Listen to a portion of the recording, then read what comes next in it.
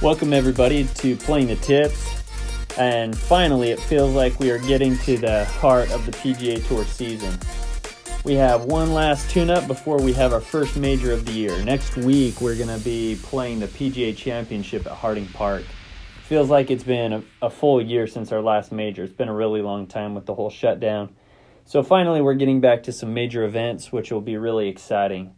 And this is a great tune-up event in preparation for next week. This week we're going to be watching the WGC FedEx St. Jude Invitational.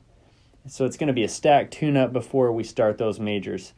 So this week we've got a smaller field comparative to the last few that we've had. So just 78 golfers this week. Believe it or not, that number is larger than the 63 that played in the event last year. This is because of the whole COVID shutdown. They're trying to get more players into more events. So it's going to be a little bit expanded compared to last year. There's not going to be any cut this year, so all 78 players will have 4 full rounds to try and come out on top this week. This allows those players that kind of struggle in round one, kind of fall to the bottom of the leaderboard. It gives them a chance to make up for that lost ground and have a chance to come back and, win or at least place in the top 10 or somewhere reasonable. There are several players who are skipping out on the field this week.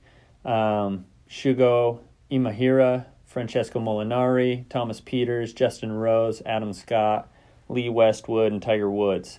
So those guys, they're going to allow 15 guys from outside the top 10 to be in the field this week. While those guys are skipping this week for various reasons, most players are not skipping out on this event. So this field is going to include the top 9 players in the FedEx Cup standings, the top 8 in the world golf ranking, and 45 of the top 50 ranked players in the world. So it's a really stacked field, a lot of good players. It's going to be an entertaining event. So this event will be hosted at TPC Southwind. It's going to be hosted at that course for the second year. So it's a newer site. Last season, Brooks Kepcke was the winner, so he's the defending champion. He won by 3 strokes over runner-up Webb Simpson. It was a pretty dominant performance by Kepcke, so let's see if he can successfully defend his title this year, even though he's playing subpar according to his standards. The scoring average last year was just under par. This is a par 70 course. The scoring average was 69.5. So this course, it gives up a lot of birdies, but it's also a really tough test as well. It's known as a complete test of golf, meaning that it's got to be a well-rounded golfer in order to come out on top in this event. So you're going to have poor shots that are penalized, good shots that are rewarded, which usually ends up being really entertaining golf for the viewer. Distance is a plus on this course, but it is not required. So the course, it measures 7,277 yards, so it's not overly long, but the distance is an advantage.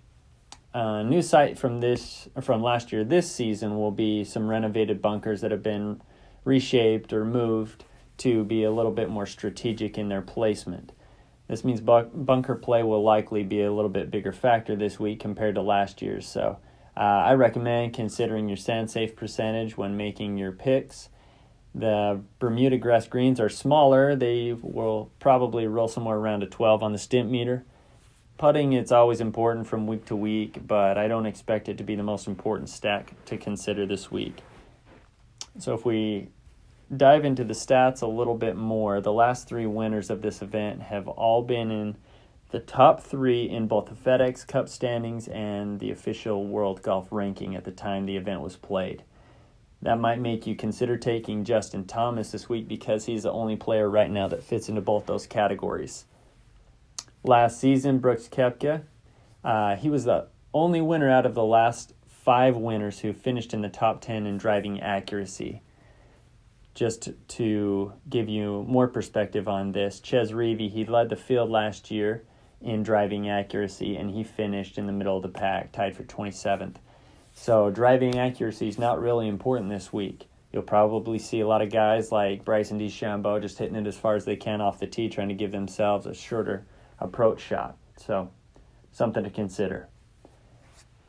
In my opinion, here are the areas of most importance as far as statistics go for this week. Greens in regulation is going to be important because these greens are protected. They're smaller. There are going to be a lot of misses, which means scrambling is going to be very important. Once these guys miss greens, they're going to be required to get up and down to safe par. So sand safe percentage is also going to be important, as was mentioned before. The more strategic bunkers, good bunker play will be important. I think probably the most important one this week is bogey avoidance. Half of the holes last year, 9 of the 18, played over par, which means that if you're making par, you're gaining strokes on the field in half of the holes this week. There's one player in the field this week that ranks in the top 11 on tour in every one of these categories that I mentioned. And check out the core play section on dfscheatsheet.com.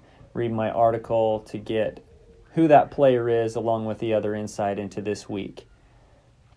Lastly, just wanted to cover weather is expected to present a challenge this week. This time of the year in Memphis, it's hot, it's humid, it's wet and sticky. We're going to see rain, probably plenty of wind. Possibly will calm down as it moves into the weekend, but some tough conditions this week, which means the players are going to have to be strong mentally, be able to tough out these conditions. You may see some of those guys that are notorious for playing well in tough conditions kind of rise to the top the worse the conditions get or the longer they last. So something to keep your eye on, and makes you wonder if there's a possibility that there might be a lot of foreign players near the top of the leaderboard this week. Well, that's about it as far as previewing this week. I hope you've liked this episode of Playing the Tips. Once again, get on dfscheatsheet.com, check out the core plays article and the other content that we have available for this week, and good luck with your picks.